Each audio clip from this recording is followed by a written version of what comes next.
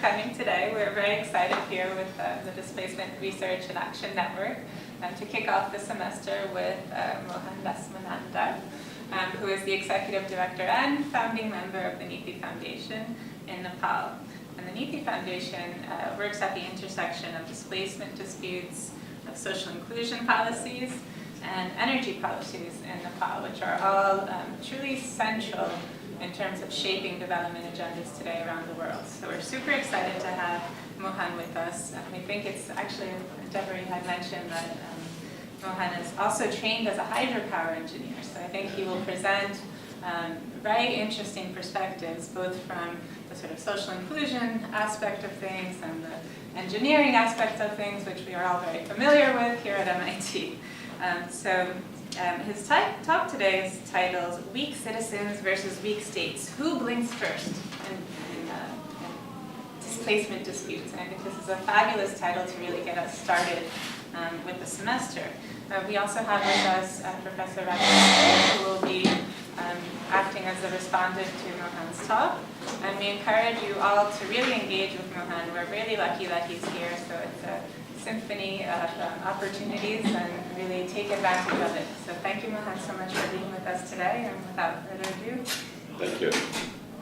I should talk about 1 hour, or I should talk about 10 minutes? 10 minutes, like you. If right? You get through an hour without anyone interrupting. Okay. Good evening. Thank you very much for giving me this opportunity to share experience at MIT, the network that we have provided this time and radio, and also posted everywhere. I've seen everywhere. I said, wow! So that's one. Also, thank you for Professor Devarstone, who had been it is important resource which has helped us creating this foundation. I'll start with talking about weak states, and then I'll talk about why weak citizens, and of course most of the knows. And then I'll talk about who blinks first in displacement disputes. Giving you a brief history, as Nepal was, after 1950s, had some democratic process. After India also, British went out of India, and then we also had some democratic process. By 1960, the monarchy taken over, and they had absolute power until 1990. And after 1990, we had some multi-party democracy with constitutional monarchy. That's how we moved ahead. But by 1996, there was an insurgency movement by the Maoists. So this went on until 2006. So this is where the weak state comes in, because we've seen that the insurgency or civil war was rooted in terms of promoting the idea of injustice to the citizens of Nepal. The violence from the narration is that the state was oppressive, suppressive to the people. So that narration was quite useful. And I would assume that populace were not looking forward to a benefit shared by the state, but had some sort of dignified being as a citizen. For example, some of the ethnic groups would not have citizenship anyway because they does not look like Nepali, meaning defined by the sort of nation building of promoted by the king. One language, one dress, and one sort of a king idea. So there was much support to the Maoist movement. They started in 1996, they started destroying the police, so they started sort of attacking the police posts and other public installations, but it's also true that by 2001 we also had a very, one incident that changed most of the political structure. That was royal massacre. The whole royal family was killed in the palace, remaining with one brother left. And that changed everything. I mean, I was working with DFI then, we were looking at some project, and then at night somebody called us and said, hey, everybody's dead. I said, what? Everybody was, when they woke up at morning, they suddenly realized that the whole royal family was killed. right, in 2001. We always saw, for 3 days we could even think of, comprehend.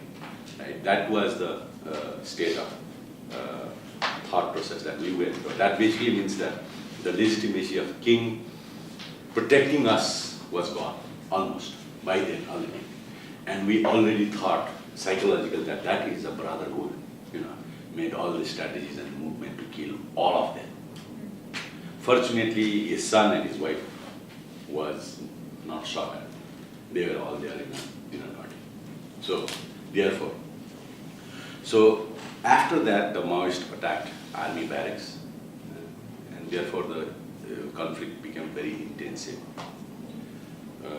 And army, because they also were royal army then, lost their sort of a populist king. They also did not have some kind of a moral strength to fight with the people. This is what happened. I mean, they did a lot of atrocities, and by 2006 it's very clear that the monarchy was to go. He took over again in 2005, absolute executive power. By 2006 he's out. So if you look at that, we then realize that the rebellion came to power. Rebellion didn't know how to sort of become an executive.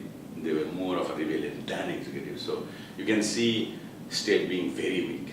The army does not have that legitimacy to sort of pressurize. So that's where we are in at this point of time. Post-conflict, in transition, understandably we had election. We also had second election.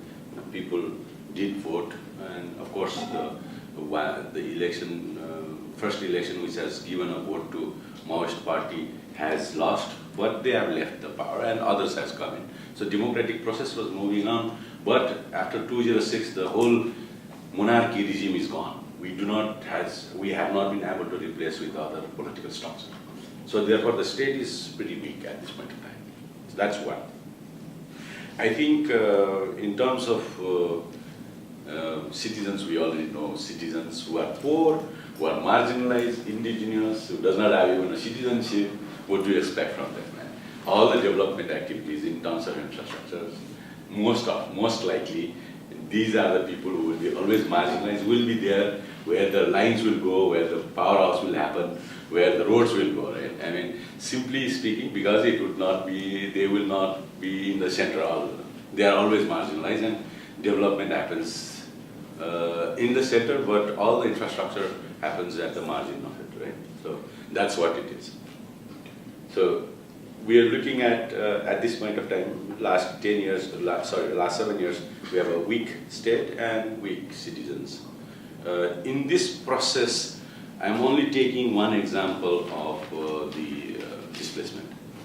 We're looking at 3 types of displacement actually, one on the land, one on the indigenous rights. It happens to be that we are also signatory of ILO 169, and one on environmental rights. 3 aspects to it. We have seen some displacement in hydropower. But you might want to just briefly explain 169. Yes. This is about indigenous rights, having rights to their cultural aspect, having rights to the nature around, resources around what they used before. But the 169 basically suggested that any change into their system, social system, needs the informed consent from them. That's the basic idea. But during the process of politicizing indigenous groups, we also included, basically said that you own that resources, so don't give it up. And they understood that language and informed consent. It doesn't mean anything like that. So they said, okay, we own this river, how come you come and take it over from us? Very simplistic idea. During this time, because I worked with, in 2002, when we were working with development activities, we realized that it's not only poverty that has created conflict. The root cause, one of it is inequity or injustice, basically. So we structured around that idea of injustice into exclusion. So social exclusion was what I worked with, and we created a fund called Social Inclusion Research Fund. For 5 years, I worked in inclusion policies and etc. in any case, work with ethnic groups, marginalized groups, and regionally marginalized groups, gender groups, third genders, and etc., religiously minority, etc. So that's how I come from, more towards mobilizing people.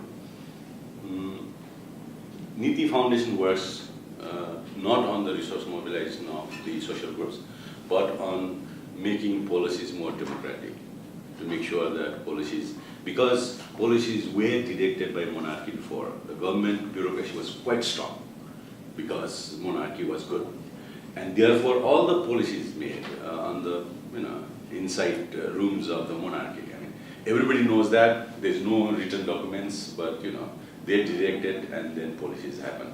We wanted these policies. Now the monarchy is gone, there is no central power, three parties are fighting among themselves to find out where the center, who controls the center.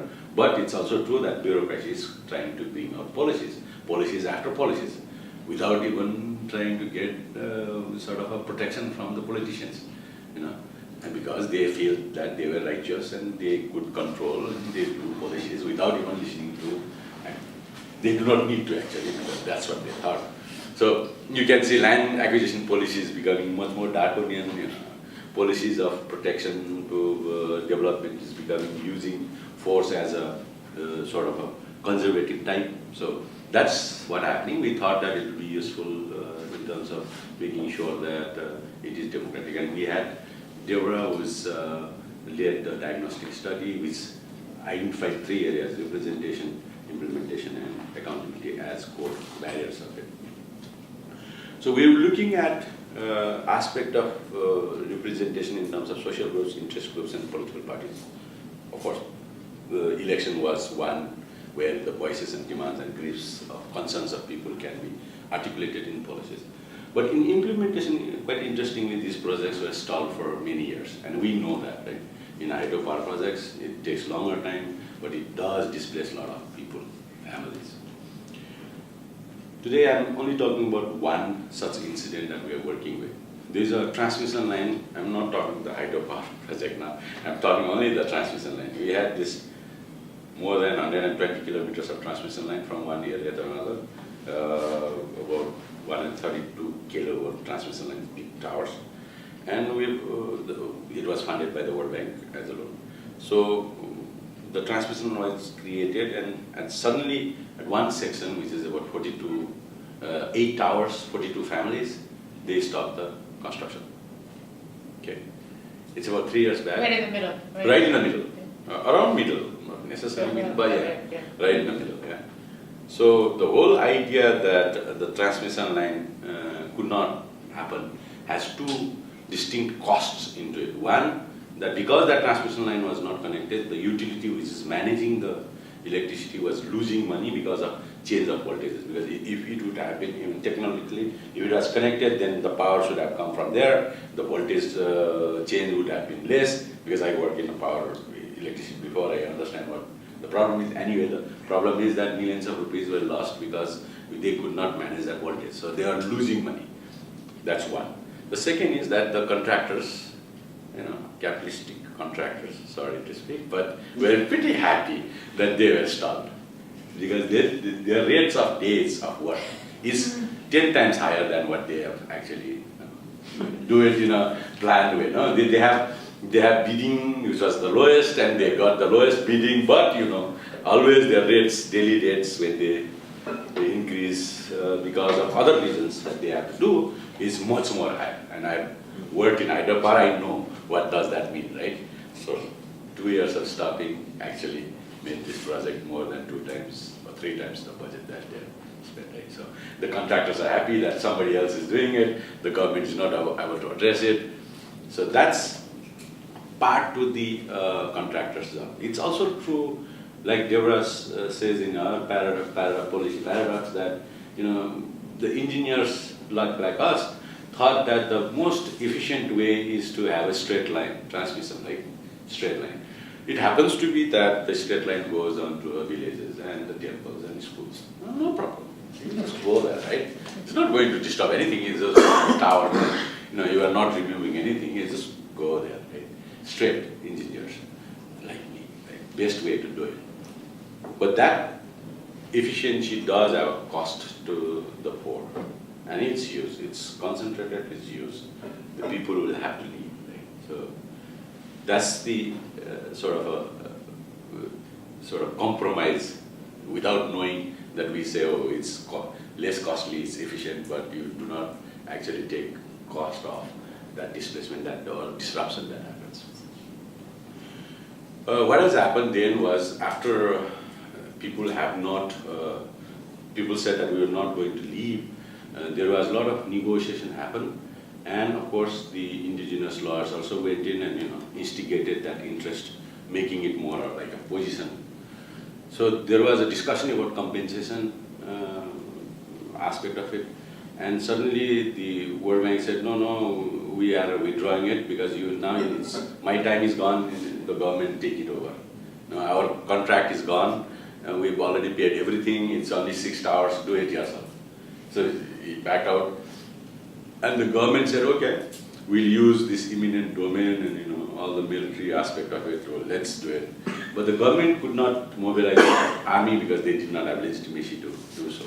So what they did was, in the photograph you can see, is the armed police, they said, right? And police would not kill people, right?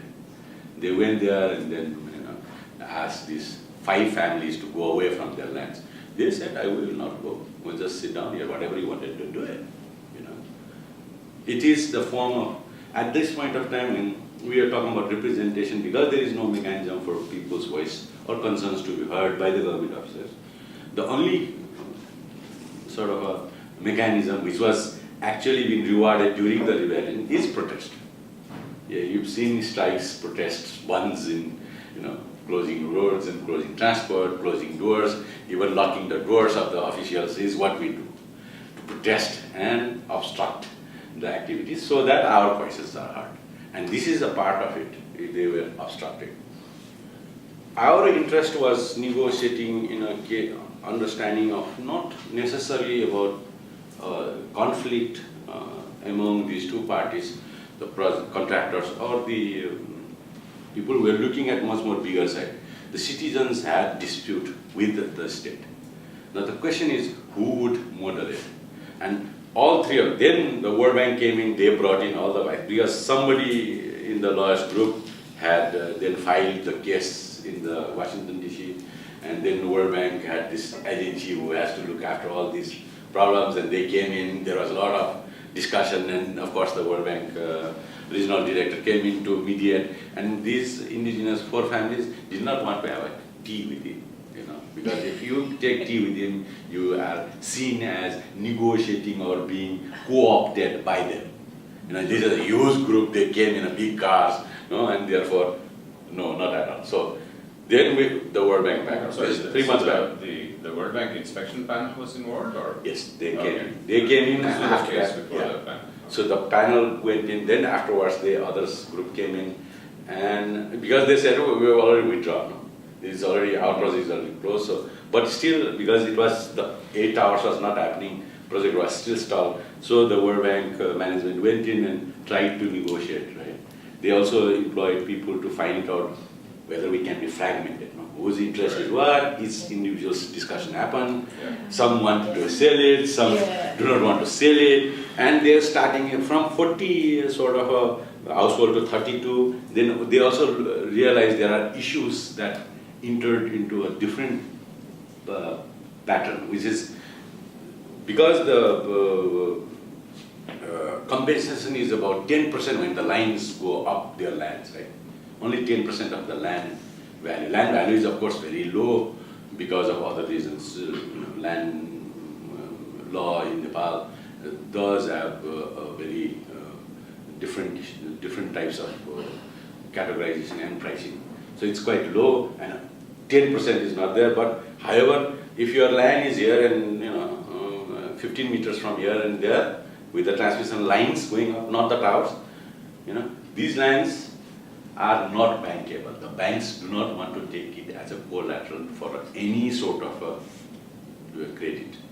So these people say, I only get 10% of my land, and I can't go and put this as a value for any debt that I want, right? It's also another problem. I mean, we are not looking at these small problems that is happening. So they segregated some of the problems. They started to address it, but then at least these 4 families were adamant not leaving because their houses were gone. It will be a transmission line there, right? They will not be gone, but it seems that it will be gone for them. So they went in, they talked with them, government tried, and the indigenous people also tried hard. They all came to me. Niti Foundation happens to be partly a policy dialogue process, and they said, what do we do? Because first the indigenous came to me because I had that relationship from my inclusion-exclusion work. They said, we are also in a pressure. We also want to have some development.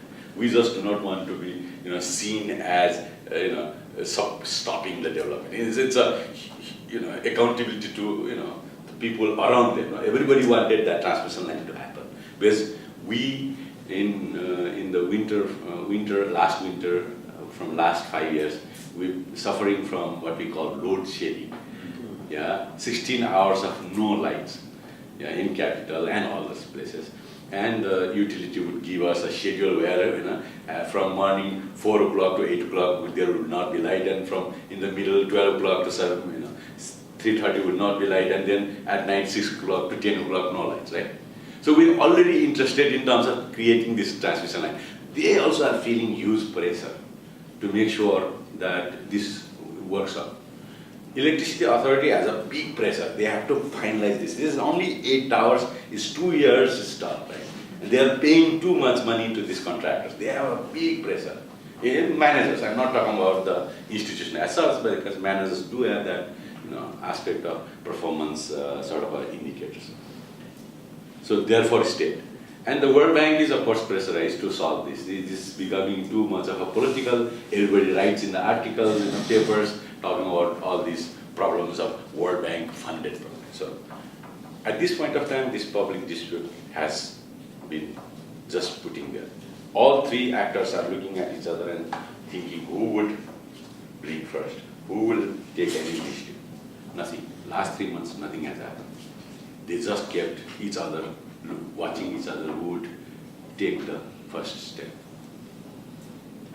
That is my story. I think my solution, perhaps you should help us, is that I just had a small discussion with Professor Raj also, is that because this is a dispute between state and citizen, and state being part of dispute, I think unlike other sort of agency or mechanism that state provides, I think at this point in this dispute we do not want state mechanism to be there. That's why. So we are trying to figure out what is the third agency by which they can mediate this dispute.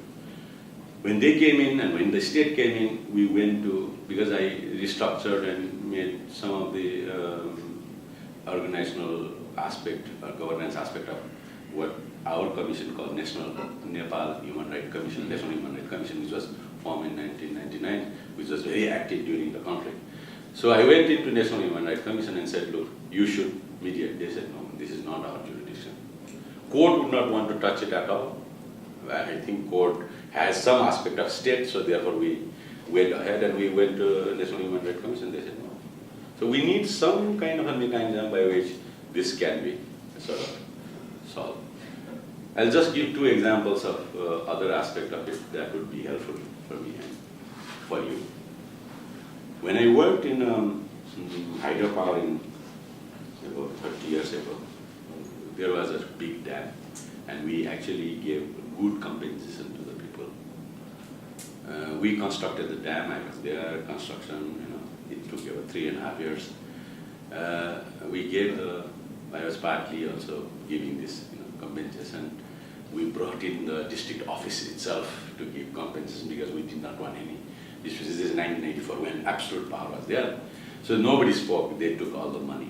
Right?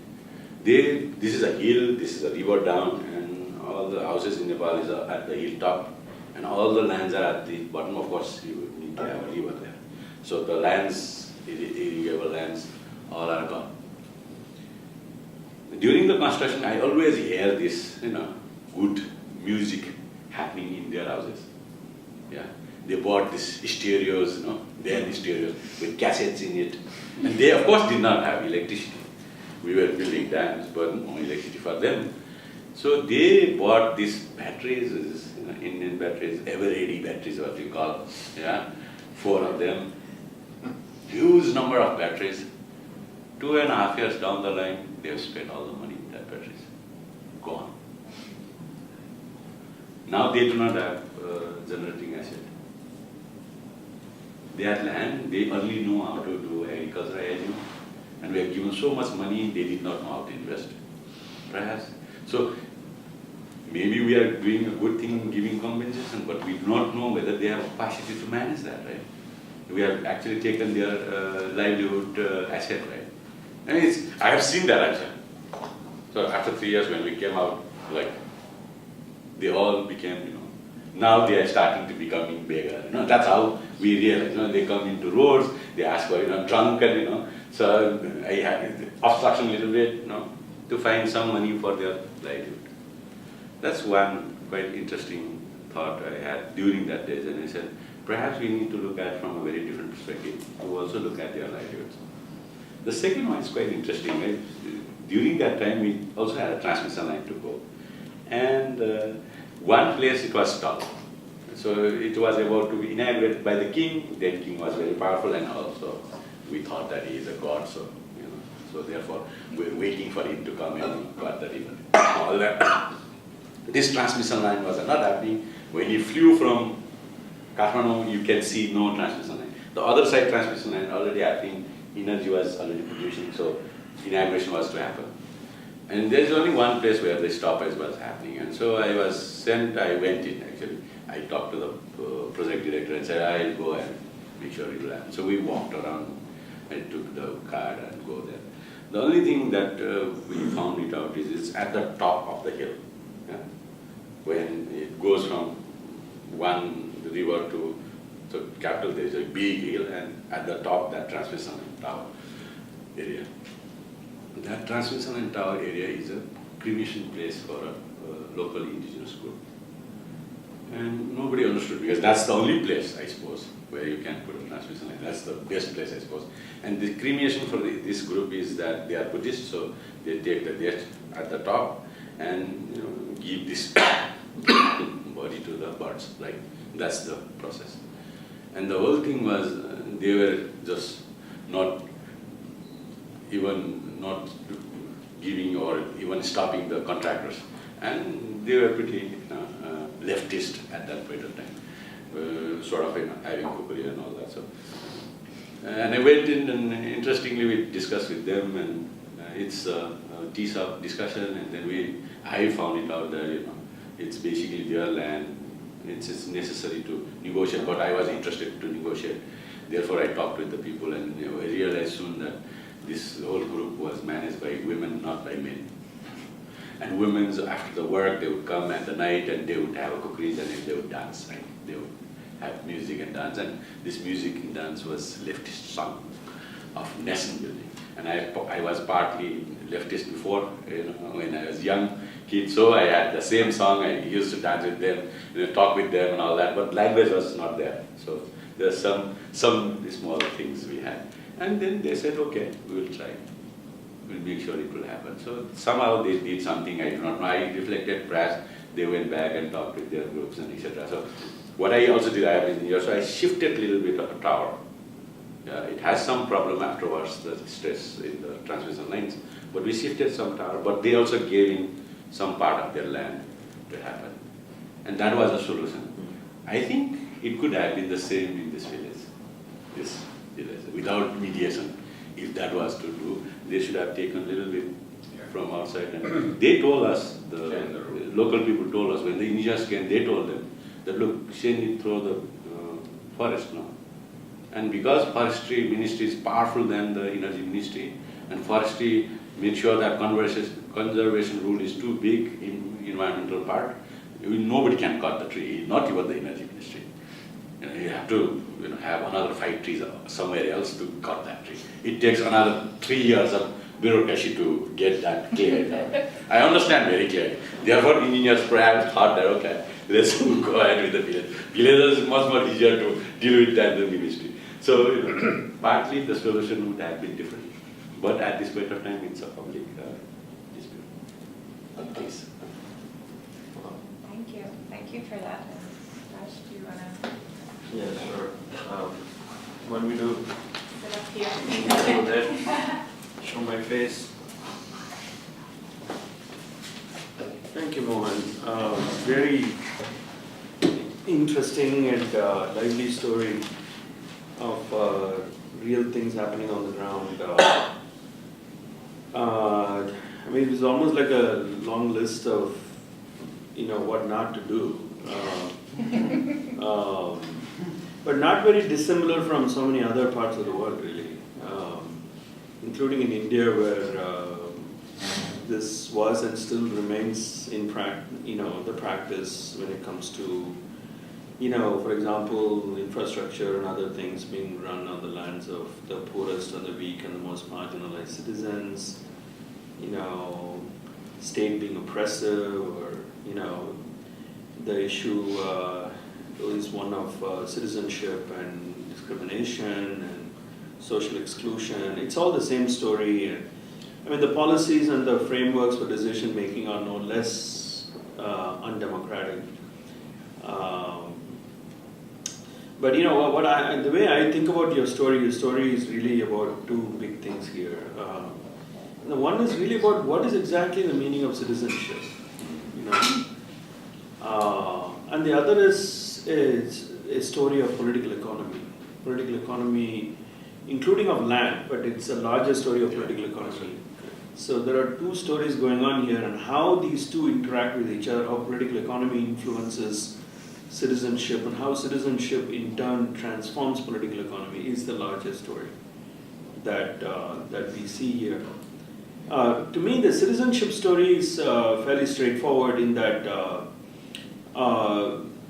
there is a clear recognition in Nepal, it seems, that citizenship was denied to a large number of people because of 30 years of absolutist monarchic rule, and then several years of conflict, which then saw weak states that ended up producing oppression on all sides. And so there was one type of oppression, but the conversations that are happening now, particularly what you mentioned in the end towards about livelihood, how livelihood matters, introduces a different element of citizenship, and it's not just about oppression in a physical sense or discrimination.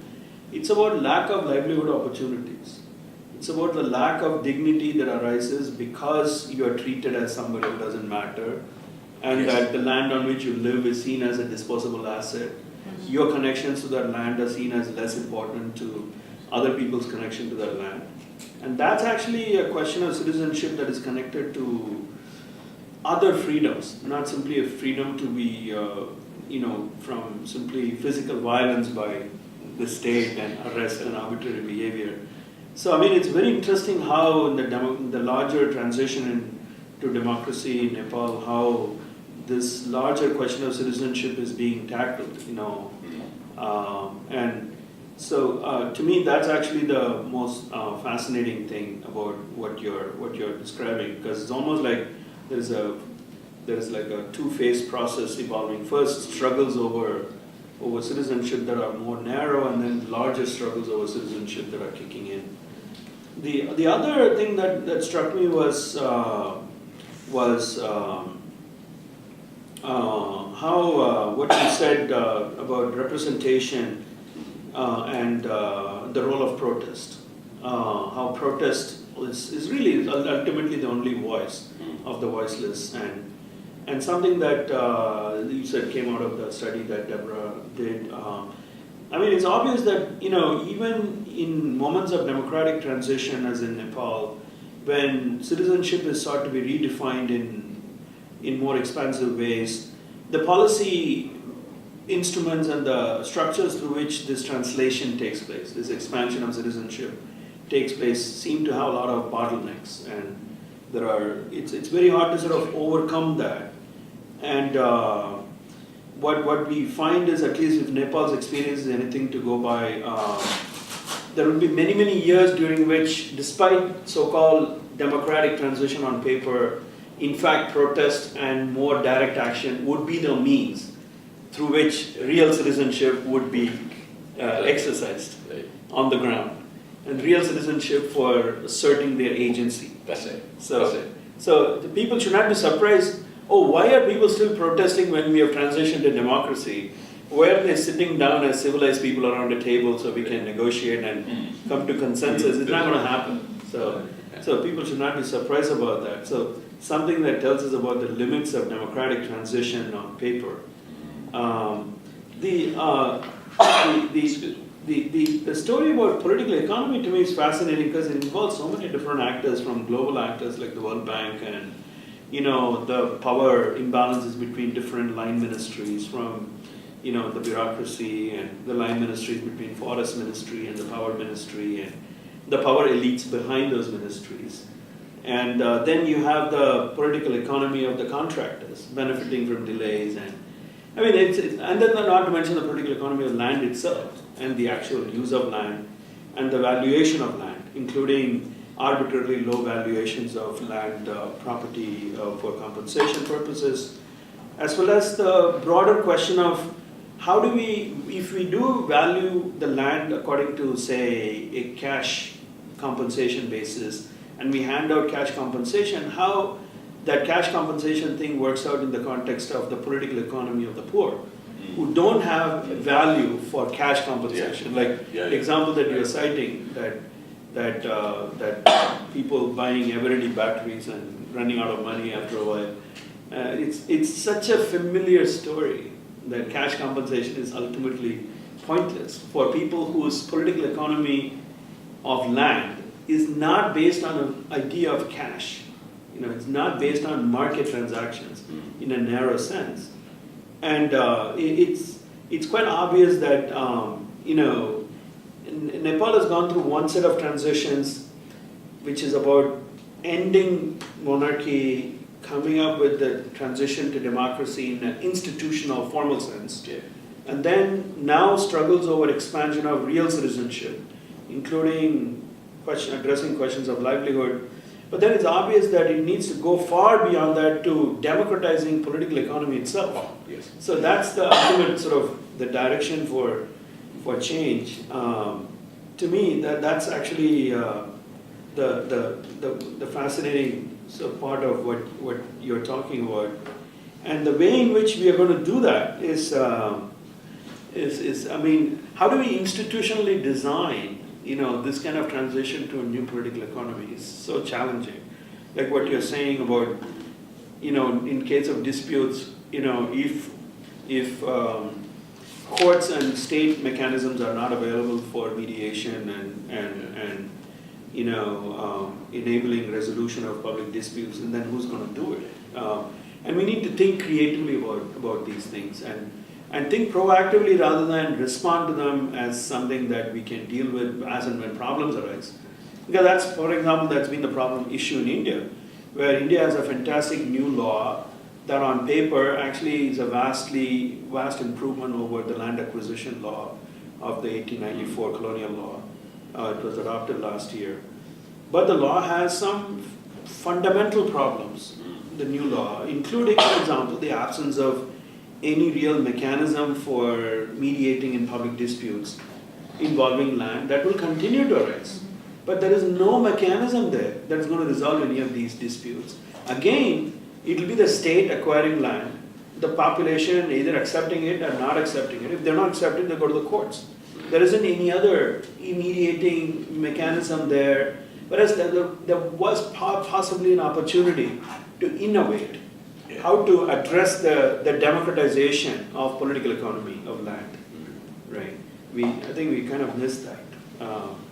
So fascinating. Great. Thank you, Raj. Do you want to respond, or shall we open it up for questions? Perhaps if you have a question, you can introduce yourself first. Questions or comments for Mohan, please. Please speak up further. Yes. Otherwise, I'll start with mine if you don't want me to start. Okay. My name is Yu Hong Hao. I'm a lecturer of urban planning and finance in Niti and I teach land and housing policy in developing countries. I have two questions. One is, again, the story is fascinating. Why didn't anybody anticipate that problem in the first place? In other words, why didn't people foresee there is a problem of the line causing some indigenous people land and the compensation or some sort of mechanism to resolve the dispute we have to put in place in the first place? So the planning, even before building the tower, has a problem, right? So first. Second is that I do not know whether you are aware of some experiments in Nepal in a different context, not about public utility and infrastructure. It's about swapping land for urban development, and it's something called land readjustment. And based on what I read from the report and the article, I don't know whether it's a bias. It's fairly successful in a way, meaning that people are not being bought out. Instead, people are giving the rights to go back to the land after the land's being assembled, reparceled, and then some land appears back to the indigenous or original landowners so they can build their home. And so there are some advantages of that scheme, which is have a lot of problems all over the world. Not that I'm advocating the idea, but there are a lot of problems. One is it will at least minimize displacement. Actually, you have mentioned in your talk saying that there can be some land swap, right? I can give this land and I get some land somewhere else, which is an idea, but they are very detailed and needs to be worked out in a very careful manner. But so I was wondering whether, in your case that you present to us, some sort of a land swap could be proposed, which is actually a very tough case for your case because it's a land acquisition for public good. In most law, Raj would know, in most law, the government has the eminent domain to take land, which I normally really don't agree. I hate it. I don't think that that's the best way to do public infrastructure investment. Good. Okay. I think we know all about this protests and breakages that would happen. We have many examples of projects that has been stopped because of this problem. It's there, right? But because state was pretty powerful then, they could bulldoze through, and the negotiation happened on the point of gun, basically. I see. So that's fine. I mean, we knew that. And across this 120 kilometers, there are so many villages that crosses the land. It's not all everywhere. It's just not everywhere forest. It's all across villages to villages, 120 kilometers. It's not. It also went through river basins and etc., river sort of banks and etc. But it also crossed many villages. Right? I see. Is the only one village who stood against it and said, "You get lost, man." That's what it says. Now the problem is also twofold here. If they accept now that they will give compensation to these transmission lines, they'll have to give compensation at least for 60 kilometers of line. And it's going to be huge. I see. That's one. That's also problematic. So they are trying to figure out how to do it. That's also one part, I think. The second part is interestingly because it did had some aspect of, this land is some aspect where it's starting to become a new emerging town. Therefore, the land value is important. So there is another part, as he says, it's a political economy aspect of it. Now, going back to the example that you had given, we call it land pooling. I knew because my friend was there, was an architect in 1989. He started an idea of land pooling. And it's basically promoting the people's land who had agricultural lands, who were partly working there. And we always had these farmers working on owners' land. And somehow, because of other reasons, 1/3 of needs to be given. You know, the land reform policy in 1920 has given this right to those who told the land, right? So given 1/3. Now it's half. It's again went more than that. So owners would only get half, and the ones who were there get half. So these people who had only 1/3 of land in the heart of Kathmandu were happy to be given another land, their own, because they couldn't sell that land because it's the owner's right? They have to have negotiation, and if the owner does not want to sell, they can't just break it out because there's no road. Now land pooling give that all opportunities. You'll have, you know, roads around across this, and you also get 1/3 of land given, give somewhere else their own land, which they can sell. That's the economy of it. Therefore they accepted. But some of the places they did not accept. So it failed. Actually, I've also seen one place where it is about 25 years it is happening, nothing has happened, they couldn't sell the land, it stopped. Because once it is implemented, they do not have right to sell. Now the right is gone, you know. For 25 years everybody is looking at each other and nothing is happening. So that's the issue that you're saying. But in this case it's very difficult to give that. They were given choices to give land outside. They said, no, we do not want to go because our families are here. Simple. They were given, these 4 families were given the option of having land outside there and in the city actually. They did not accept it. It is true. I mean, all these issues were used. Everything was used because it's only, you know, only about 8 hours, nothing, you know, 42 families, 8 hours. That's it, you know, not even a kilometer. So they used all the means, you know, used everything, indirect threat, everything. So, you know, otherwise, other places they use, contractors use every employees, every tools to make sure everybody agrees, right? It has happened. But this happens to be one where they did not accept. Just quickly. Isn't it? It's quite Just quickly. interesting. Right. This is why normally it would be wiser to assemble the land before you even move a stone.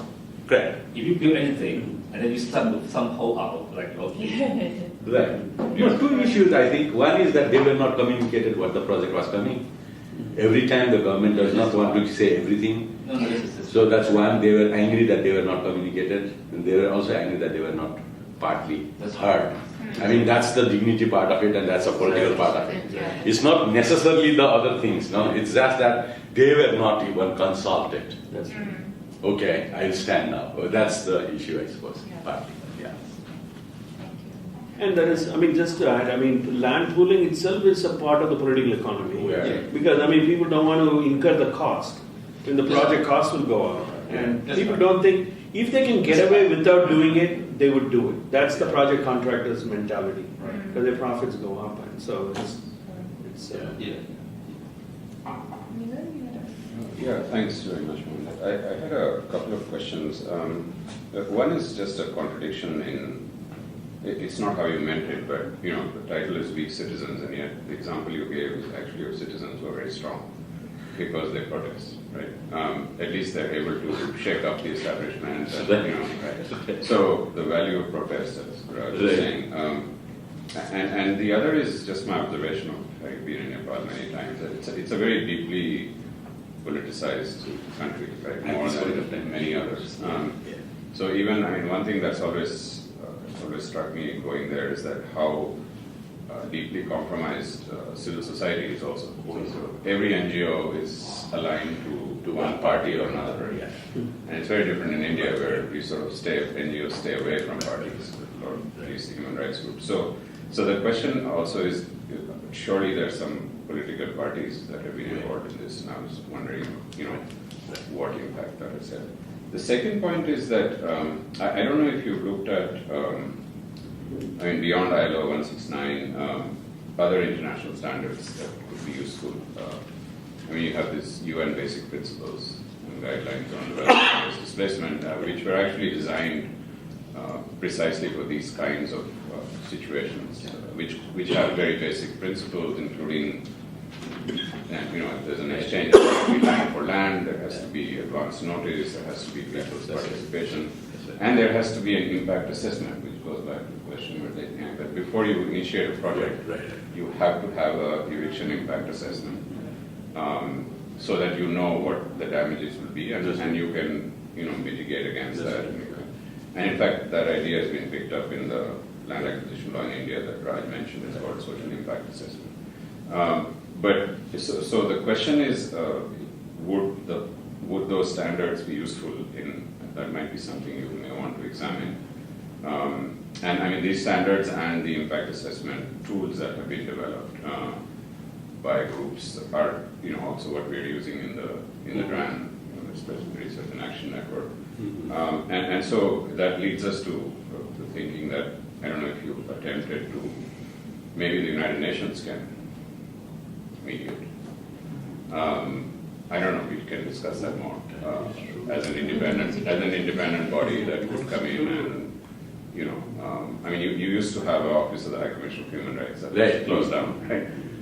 And if the NHRC, it's very odd actually that the Human Rights Commission doesn't want to get involved, but if they don't, then perhaps the point I'm trying to make is that you need an independent body. That's right. Maybe MIT could, I don't know. Maybe DRAN could, but I think that I don't know if they would. You're good at land polling, so I'm not getting my assistant. but I think we might want to explore the UN getting involved, and of maybe if these global standards are there, maybe translating them and also giving them to the community and saying, okay, so what are the rights that they get from that? And in a situation where you have a weak state, perhaps it's possible to get the state to even say, look, why don't you, if you don't want to comply with anything else, at least comply with global standards, which makes them look good. And I mean, this is something we can discuss, but I think, thank you. I mean, I think the first part is they were weak actually, citizens, when they started. Sure. You are right that after some time the political party came in and supported them. And it's the most left-wing political party which is broken down from Maoist. yes. They are now called CPN Maoist, basically mother party. So they supported for some time. But then World Bank brought them all together and negotiated and signed a paper. But the families didn't go at all. Right. They are really poor. Actually, they didn't know what to do except to hold on. You think they are protesting? No, they are just basically do not know what to do. I mean, I understand. They seems to be protesting, but no. I mean, they are not. They just do not know where to go. They are so fearful. They are so so weak that they are saying, okay, if I do not be gone out, I am dead anyway. So why not I stay here? At least I have this until I go out, die. I will die here. Right? It was supported. It was negotiated. The political parties negotiated, even signed with the World Bank support. But that didn't work. Right? It is about a year ago. In terms of UN and also World Bank's social equity aspect of dimension of 9 elements, everything is done. The environmental assessment is done, the information was given, all done, but perhaps done in English. Perhaps done in something else. The language, Nepali language, government language cannot be understood, right? Right. And purely the environmental assessment is more ritual than real. Yeah. And I mean, they have done, I know others, private sectors would do even not 10% of what World Bank did. They looked at all the aspect of it. But even still, this localized aspect is very difficult to find. Right. They have done it in a major scale or let's say, macro scale. But truly, I mean, it's a small, but their lives are at stake. I mean, I understand. I've seen all those that has happened. No? But all the reports done. It's a small enough community that you could actually take the eviction impact assessment, which is a human rights tool, and do it with the community.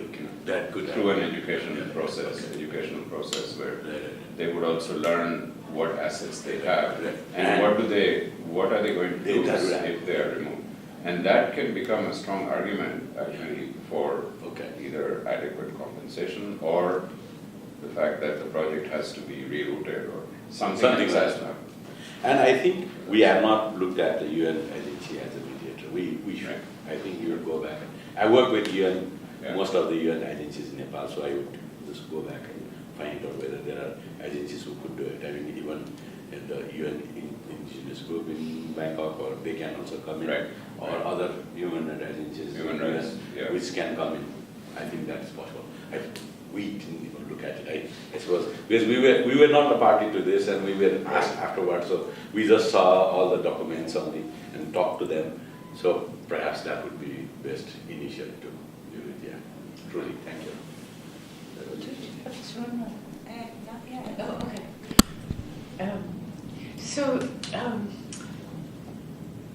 okay. A couple things.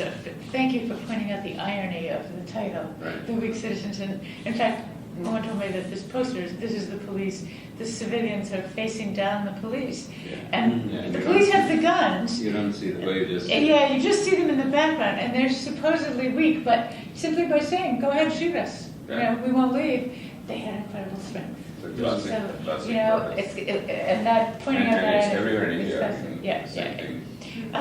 Something that struck me, listening to both of you actually, was the idea that there's also a political economy of respect going on here. When you described the situation about the cremation site, Yeah. all it took was one person, you, to go in and drink and dance with a few women. You didn't even have a common language. And you just showed them respect that you would socialize with them. And that's all it took, and you were able to just move the pole a few meters or whatever. And so that's one thing. And it strikes me that respect is infinitely valuable to the people who don't have it, and it's infinitely cheap to the people who can give it. Right? And we should think about developing a political economy of respect. Just one example of another protest. When I was there to help Niti Foundation get started, there was a huge garbage strike in Kathmandu. And 12 people who lived near the garbage disposal site for all of Kathmandu, the municipal disposal site, were just blocking the road, wouldn't let the trucks come in. They had a whole bunch of development demands. They wanted better roads, better schools, a hospital, jobs, and the municipal waste department, and so on. But what they really wanted was respect. And that came to me when I read in the newspaper that always, there have been hundreds of these disputes, and always the city government would negotiate with the people, the villagers who lived around the site. And in the time that I was there, it came down to the villagers refused to negotiate unless the government sent a driver and a car to pick them up and come to the meetings. And the newspapers presented this as what chutzpah, that they were demanding this. And what struck me is no, they wanted respect. All the government people were going to show up with their drivers and their, and their SUVs, and they wanted the same. They wanted to show up at the negotiations to be taken as seriously. So here's a topic for a thesis. The political economy of respect. Thank you. Thank you. Other questions or comments for Mohan? I have a question. And for maybe anyone in the room really about this. Like Raj, I was struck by a lot of what you said in terms of thinking citizenship, but also in terms of thinking about how compensation happens and even the bundle of property rights, which our legal scholar will know a lot more about. But when we think about property rights, we think about the right to sell, the right to make economic benefit from, the right to own, but we don't really have that same bundle of compensation rights. And when you said the story about how people could not actually use, the land was no longer bankable underneath the transmission lines. One of the, thinking of Raj, your call to us to think about creative or innovative ways of responding to this. How do we operationalize democracy in effect? Do we have cases where compensation actually reflects the bundle of property rights? So we're talking about a bundle of compensation, the sort of, because really what we're talking about are different forms of displacement. There's financial displacement in addition to the physical displacement. There's cultural displacement of the sort that you were talking about at the top of that hill. And so do we have examples, or could we perhaps even use reference to some of the UN norms that are put out there to have that parallel, at least in the law, as a reference point to mobilize around? Yes. Together. Let's Yes, one yes, one yes. other. You have, go ahead. Yeah, if I understood good, these people, like these families are negotiating with the state. Yeah. But it is the state, and the state has a lot of things to do, and the state has a lot of goods and services. Sure. And in the line of in the line of respect, the political economy of respect, the people you have to offer them.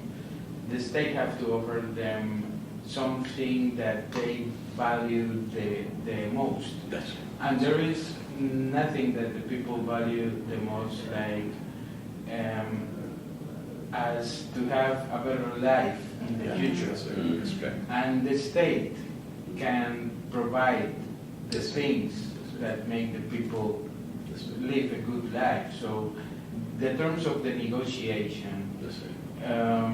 it are very, very important because it's the state. The state can bring education.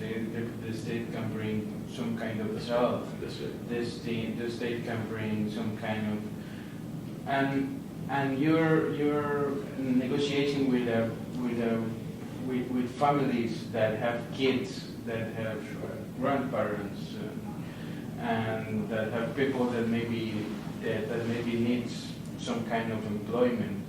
So I think the state has a lot of tools to negotiate with the families, like the state, like say, okay, we can provide some education for your kid because it's some works for you, some health care, and why I'm saying this because the cost of not make a deal is really expensive. So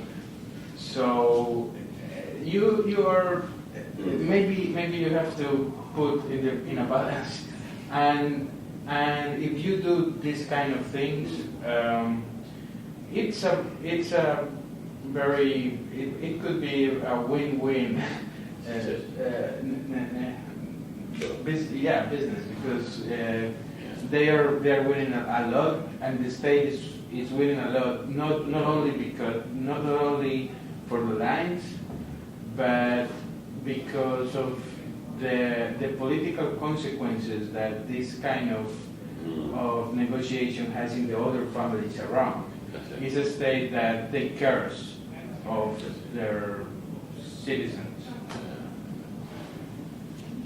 You want to respond? Yeah, okay. Okay. I think you're right in a context of strong state. Two areas. I think when you talk about state does have different agencies around them, and agency operates in a very different behavior. This utility agency operates in a very different behavior. They do not care. I mean, they do operate their own ways, and they would not be able to provide services that state gives. For example, if the people ask for a good health post, this utility was not capacitated to sort of tell the people that, okay, we will give, because this is not, each state has its own ministries, and the ministries are weaker in political economy, I suppose. So they cannot sort of promise things that because of their state agencies. Within a state, the person who is in charge of this project does not have that interest, so to speak, or power to actually promise, right? It's not a commission given the authority to do so, that negotiation. So therefore, there is a distinct aspect of behavior of each of the state agencies that differs from each other. That's one. So therefore, this person who is manager right now does not have that capacity to say that, okay, I'll send you a health or a school. It's not there, except asking World Bank to give the money, right? That's one aspect to it. The second aspect is not only that. The second aspect is last few years, state has lost legitimacy. They have lost that their public schools is going down, their health is going down. They do not care whether the state would promise or not, because he is not going to get it anyway. These people are emerging towns and they know the idea of sending their kids to private school and private hospitals. They do not believe that state would give their services. I mean, this is a weak state, right? And the legitimacy is gone. It's a difficult proposition. I understand the state can promise, but who is this state? They have never fulfilled their promise anyway. And if you just look around, there's no help. There's no school. And there's a lot of corruption. Yeah, a lot of corruption. They will eat the Whatever money is and they see that all of them getting big cars and going with the World Bank. Who are they? Who is there to promise? They have come and promised so many things and gone for so many years. That is the part of it, I suppose. So I understand the aspect of it, and that has happened for many other sort of big hydropower projects where if affected people defined by the law is given health, social protection, employment, schools, including roads, that is there. That has been happened. But this is quite different perhaps than what was defined by the law. Yeah. I'm telling you because Sure. I don't know anything about Okay. the problem in Nepal or Nepal at all. I was telling you because in Colombia they have a lot of infrastructure projects, and in some cases, but a lot of cases they have to do the same thing with energy and what they do is to say to the people, we are going to take care of you because we need your land, and we know that this is going to impact your life, so we are going to take care of you as a state. No, I just said it happens with the hydropower projects where reservoirs are, where it's defined who are affected people. This is transmission, this is outside that affected people law. So in the government, they would not take that risk to go beyond the law. I understand when the powerhouse is there, the hydropower is there, we define the people, and yes, we can give all the services as defined by the law itself. That's there. But these are not affected people defined by the law or a policy. So that's also problematic here. So therefore the government officer will not take risk, that's all I'm saying. I understand, we also do that with the projects where we define the affected people and we give everything. Understand? But here, these are not defined by the as an affected people. That's when the transmission line happens. No, but the electricity company is, it's not a private company, it's a state. It's a government. Yeah. So if it's a government body, then I think the point Juan Pablo was making is that the accountability does remain with the state, right? Yeah. That's correct. So in theory, It should be the same. it should be the same because these are project affected people. Their lives are being affected. So why should it be any different from a large That's dam? right. So that point has to be made. So the state cannot absolve its responsibility just because it's a power company. But the secretary says, oh, it's not my job, it's utility's job, I will not take risk. The utility says, who am I to give a decision on behalf of state? Are there any legal scholars working on redefining the law? I guess the bigger problem in Nepal is not so much the state responsibility, it's that compared to Latin American states and their record of fulfilling social promises to the population, the record of South Asian states fulfilling social promises to the population is very pathetic. They made tall promises for 50 years and mostly unfulfilled. That's not the record in Latin America. They are socially very active states. So citizens don't have any, it goes back to your earlier point that there is no faith. So governments can promise all kinds of things even on paper, but people don't buy it. Yeah, you're going to offer what? School? Yeah, right. Last time, our neighboring village, 30 years ago, my grandfather's generation, same thing was promised. Not a single building has come up. They know what happened on the ground. Right? So it's very hard to build that kind of credibility. But in principle, you're right. I mean, if there is a record of doing something like that, with the exception of indigenous people and those who have special connections to land that they don't want to move out of, it's possible to structure a settlement where people would see that, okay, I'm giving up this, but maybe there's a possibility of gaining something. But I mean, which comes back to the point that the question that you asked, which is a very deep question actually. Requires a very considered response in the sense that I mean, what you pointed out in terms of different kinds of displacement or different consequences of displacement that might need different forms of responses in terms of compensation, is really what you're really saying is that the meaning and the nature of what is property and what is ownership are actually quite distinctive. So when you own a property, it's not simply about the exchange value of that thing. It's also about what property scholars sometimes call personhood-based theories. So if you own for example, a ring that has been passed down generations in your family, it might be worth a lot of money, but the reason it matters to you is not because of the money. It's because you have an emotional attachment to it. It's been passed down, and there is a certain other aspect to property, which actually goes, especially in the case of indigenous people or those who value their cremation sites. It's not just the value of that property as a piece of land. It's something that is deeply emotional. They're connected to it. They don't want to get away from it. And it's not just simply land, but things on it. It could be a tree that's been around since their parents' time. It could be a stream that. So I mean, they're deeply connected to that sort of landscape. And in property, there is this theory that so that there is a long-standing debate about whether or not everything in property, all the bundles in the property rights bundle, are in fact capable of being compensated.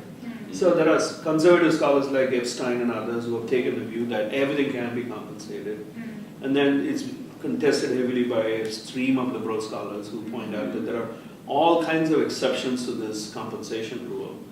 So the bottom line is that is it possible to capture a series of institutionally a series of ways of recognizing this diverse ways in which individuals and communities value what we call property?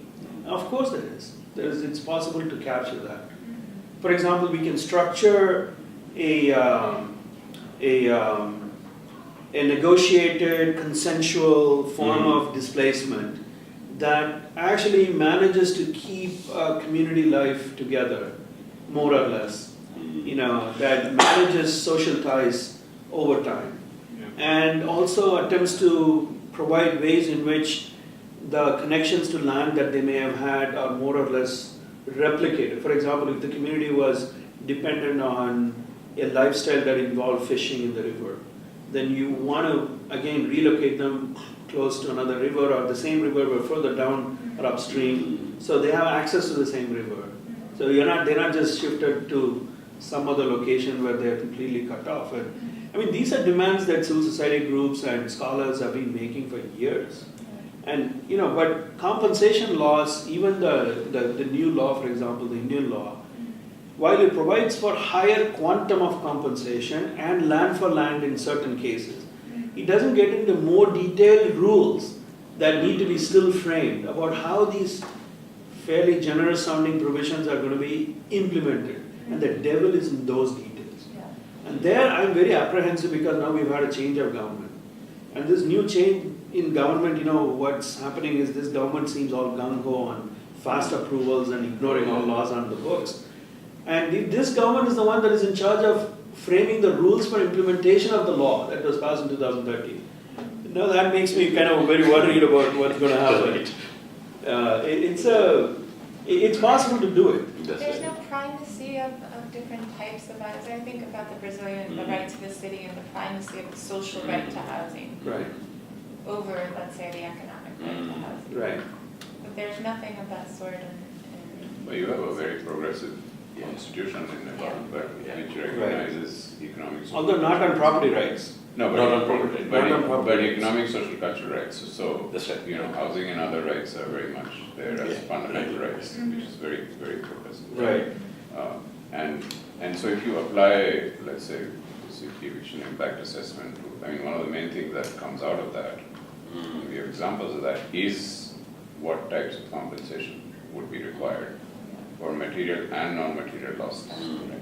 and you can, in a very detailed way, show that. So if the government doesn't do it, if civil society groups, the UN, academic institutions, if they can demonstrate that, then that becomes a strong argument, at least to push. Because the government very often, in the Indian case also, they, even if they want to do something, they don't have the material to do it because it's not, as you're saying, it's not required, right?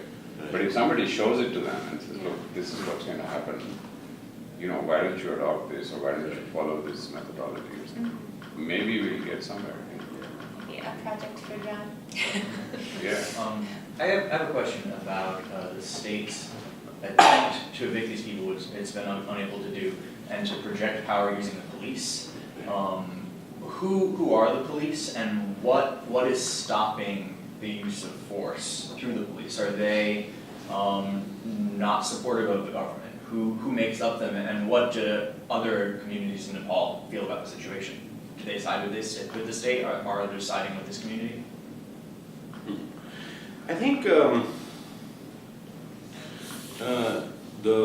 after the insurgency or conflict, armed conflict, we have been sort of pretty much politicized, or activism is quite heavy.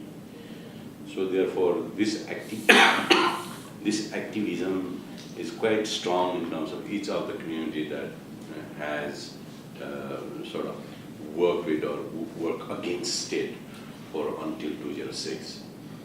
And the narration is oppressive, suppressive state. And therefore the community is still, when they actually elected their own rebellion group, they think now the state will oppress them again. Yeah, so the whole idea of, they will be sort of partly protecting them is not there.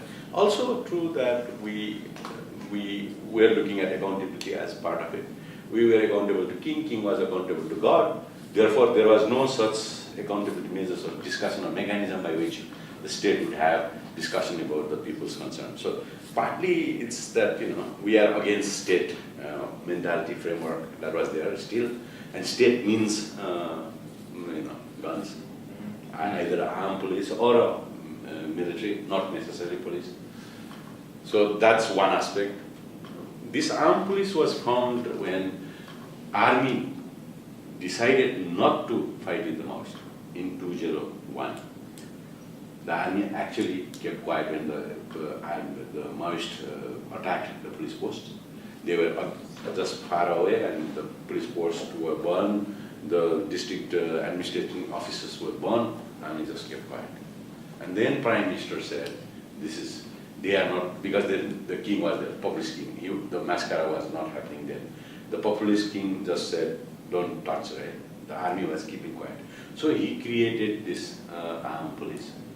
And armed police, because the army and police had this issue of their identity, they were more supportive of the citizens than the state. So they are part of the people. Yeah, right. So they are more sort of, more sympathetic to, they have loyalty to the state, but more sympathetic to people, and it comes to, you can beat the people, but they will not use the gun, simplistically. So that's also why they have a right, and the law also is that the court would have protected them if they have pushed the people out, but they simply didn't do it. Also because they probably were part of the locals anyway. Yeah. It's a political economy that comes into play where, it's just simply so. And so therefore, when the public were talking about it, most of the communities were, sort of siding with the communities, because they know that something will happen to them too. But it's not like, full support, no. I mean, they also wanted development. And that's where the pressure is happening to them too, these people. These communities, including indigenous groups, are actually pressurizing them to have a solution. It's also true. The other side is also pretty strong. So, I mean, I can't just give the correct answer, but it's just a half and half, it's a blur, but yeah.